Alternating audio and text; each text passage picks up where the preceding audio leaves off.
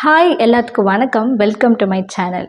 So போன வீடியோவில் என்ன பார்த்தோம் அப்படின்னா, ஒரு அப்யூஸ் நடக்கிறதுக்கு முன்னாடி நம்ம என்னென்னலாம் ப்ரிகாஷன்ஸ் எடுக்கணும், நம்ம எப்படிலாம் இருக்கணும் அப்படின்னு பற்றி நம்ம பார்த்தோம்.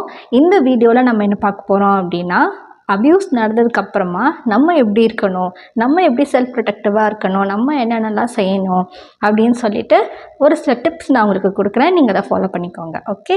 ஸோ அப்கமிங் வீடியோஸில் வந்துட்டு என்ன பார்க்க போகிறோம் அப்படின்னா, இதோட மெமரிஸ்லாம் நம்ம எப்படி மறக்கணும், அது ட்ராமாவாக நமக்கு இருக்குமே, ஸோ அதெல்லாம் நம்ம எப்படி ஓவர் கம் பண்ணி வரணும் அப்படிங்கிறத பற்றி நம்ம பார்க்க போகிறோம். ஸோ இது வந்து வெறும் அப்யூசிவாக நடக்கிறவங்களுக்கு மட்டும்தானா அப்படின்னு கேட்டால் கிடையாது. நீங்கள் நிறைய பேர் ரிலேஷன்ஷிப்பில் இருந்திருக்கலாம், ரிலேஷன்ஷிப்பில் இருந்து பிரேக்கப் ஆகி இருந்திருக்கலாம், ரிலேஷன்ஷிப்லேயே அப்யூசிவாக நடக்கிற விஷயங்கள் இருந்திருக்கலாம், ரிலேஷன்ஷிப்பை வந்துட்டு மிஸ்யூஸ் பண்ணுற விதமாக நடந்திருந்திருக்கலாம். ஸோ பல காரியங்கள் நடக்குது. ஸோ அதெல்லாம் வந்துட்டு நம்ம எப்படி அதை ஓவர் கம் பண்ணுறது, இதெல்லாமே உங்களுக்கு யூஸ்ஃபுல்லாக இருக்கும். சரியா? ஸோ பிஃபோர் அப்யூஸ் நம்ம போன வீடியோவில் பார்த்தோம். இந்த வீடியோவில் நம்ம ஆஃப்டர் அப்யூஸ் நம்ம என்னெல்லாம் செய்யலாம் அப்படின்னு சொல்லிட்டு. ஸோ ஃபஸ்ட்டு வந்துட்டு செல்ஃப் டெசிஷன். நான் எப்படி இருக்க போகிறேன், நான் வந்து என்ன எப்படிலாம் நான் மாற்றிக்க போகிறேன் அப்படிங்கிறத வந்துட்டு நம்ம தான் முடிவு பண்ணி ஆகணும். மற்றவங்க சொல்கிறது மூலிமா மற்றவங்க நமக்கு நிறைய ஐடியாஸ் கொடுக்கலாம், நமக்கு நிறைய சொல்லி கொடுக்கலாம். பட் நம்ம எப்படி இருக்க போகிறோம், எல்லாத்தோட ஐடியாஸ் வந்து நம்ம என்ன பண்ணணும், கேதர் பண்ணிவிட்டு நான் எப்படி இருக்க போகிறேன், நான் வந்து இந்த சொசைட்டியில் எப்படி இருக்க போகிறேன், அவங்களுக்கு முன்னாடி நான் வந்து எப்படி நான் வாழ்ந்து காட்ட போகிறேன். நிறைய பேர் என்னை வந்துட்டு கேவலமாக பேசியிருக்கலாம், அசிங்கமாக பேசியிருக்கலாம், இவன் இப்படி இருந்தவ தானே, இவன் இப்படி இருந்தவ தானே அப்படின்னு சொல்லிட்டு நம்மளை நிறைய பேர் நான் நிறைய விதமாக பேசியிருந்துருக்கலாம்.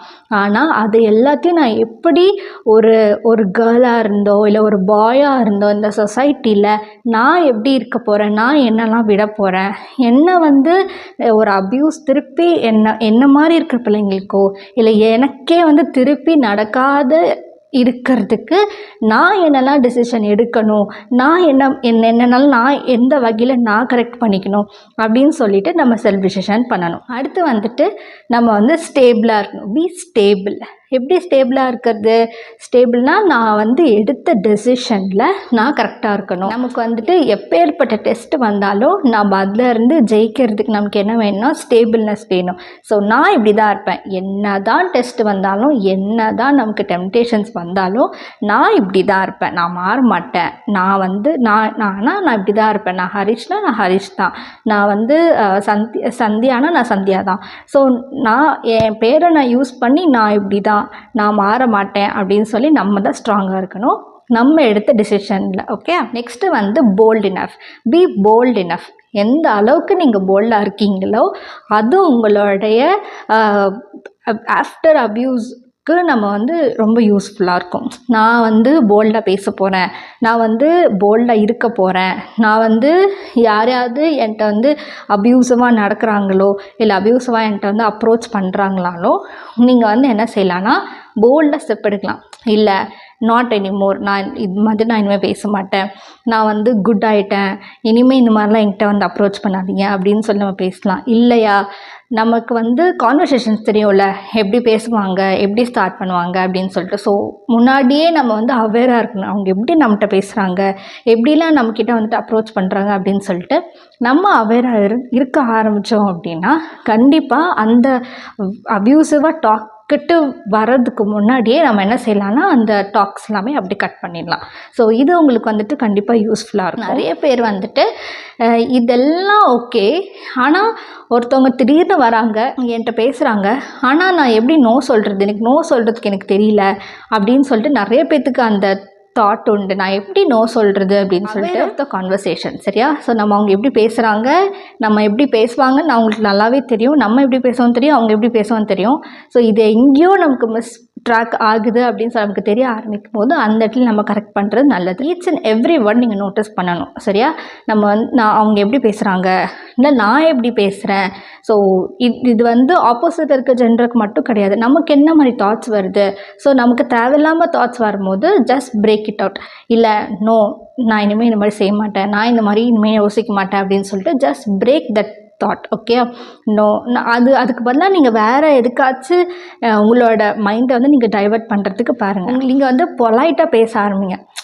எடுத்த உடனே ஐயோ உனக்கு வந்து திட்டுறதோ இல்லை ஹார்ஷாக நீங்கள் பேசுகிறதோ அந்த மாதிரி பண்ணாமல் ஜஸ்ட் பொலைட், இல்லை ஐ எம் நாட் எனிமோர், நான் அந்த மாதிரி செய்ய மாட்டேன், I am not a person of like that, அந்த மாதிரி நீங்கள் சொல்கிறதுக்கு நீங்கள் ட்ரை பண்ணாதான் அடுத்தடுத்து உங்களுக்கு போல்டான ஸ்டெப்ஸ் வந்து உங்களுக்கு போகிறதுக்கு உங்களுக்கு கரெக்டாக இருக்கும், யூஸ்ஃபுல்லாக இருக்கும். ஃபஸ்ட்டு ஸ்டார்டிங்கில் கண்டிப்பாக கஷ்டமாக தான் இருக்கும், கண்டிப்பாக ஃபோர்ஸ் பண்ணுவாங்க, ஒன்ஸ் தான் லாஸ்ட் தான், இனிமேல் நான் அப்படி பண்ண மாட்டேன், நம்ம இதோட லாஸ்ட்டாக வச்சுக்கலாம் அப்படின்லாம் சொல்லிட்டு பண்ணுவாங்க. பட் நோ, நெவர் அதுக்கு நீங்கள் வந்து இடம் மட்டும் கொடுத்துறாதீங்க. கன்க்ளூஷன் நான் என்ன சொல்கிறேன்னா, எல்லாத்தையும் உங்கள் பேரண்ட்ஸ்கிட்ட சொல்லுங்கள். இப்படி என்கிட்ட பேசுகிறாங்க, அவங்க என்கிட்ட பேசுகிறாங்க, நான் அப்படி பேசுகிறேன், இதுதான் இவங்க இன்னார் ஃப்ரெண்டு, எனக்கு இவங்களை இப்படி தெரியும், அவங்களுக்கு இப்படி தெரியும் அப்படின்னு சொல்லிட்டு tell everything to your parents. எதையுமே மறைக்காதீங்க. That is really good. இப்போ பண்ணிகிட்டு இருந்தீங்கன்னா இட் இஸ் ரியலி குட். பண்ணலையா, ஸ்டார்ட் பண்ணுங்கள். இருக்கிற உங்களுக்கு யார் ரொம்ப கம்ஃபர்டபுளாக இருக்காங்களோ, உங்கள் அப்பா இல்லை உங்கள் மம்மி இல்லை உங்கள் சிப்ளிங்ஸ், யாராக இருந்தாலும் உங்களை யார் மிஸ் அண்டர்ஸ்டாண்ட் பண்ணாமல் இருக்காங்களோ அவங்கக்கிட்ட இருந்து just get help from them. Okay, so இவங்க இப்படி பேசுகிறாங்க, எனக்கு எப்படியே டேக்கிள் பண்ணணும்னு எனக்கு தெரில, இவங்க இப்படி என்கிட்ட நடந்துக்கிறாங்க, எனக்கு எப்படி ஹேண்டில் பண்ணணும்னு தெரில, எனக்கு ஹெல்ப் பண்ணுங்கன்னா கண்டிப்பாக they will be there to guide you.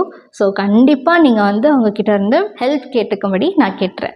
Okay, so help கண்டிப்பாக கேளுங்க, கேட்காம மட்டும் இருக்காதீங்க, அவங்கக்கிட்ட இருந்து கண்டிப்பாக நீங்கள் ஹெல்ப் கேட்கணும். ஓகே, ஸோ கண்டிப்பாக இந்த டிப்ஸ்லாம் உங்களுக்கு ஆஃப்டர் அப்யூஸ் எப்படிலாம் நம்ம ஓவர் கம் பண்ணணும், எப்படிலாம் நம்ம வந்துட்டு நம்ம ப்ரொடெக்டிவாக இருந்துக்கலாம் அப்படின்னு சொல்லிட்டு உங்களுக்கு யூஸ்ஃபுல்லாக இருந்துக்குன்னு நினைக்கிறேன். Will meet you in another video, how to over come the dramas, how to handle the victim, இப்படிப்பட்ட நிறைய டாபிக்ஸ் நம்ம பார்க்க போகிறோம். Stay tuned and subscribe to my channel. உங்களுக்கு ஏதாவது டவுட்ஸ் அண்ட் காமெண்ட்ஸ் உங்களுக்கு ஏதாவது சொல்லணுன்ட்டு இருந்துச்சுன்னா please use the comment section. I'll be waiting to see your comments. Until then, bye.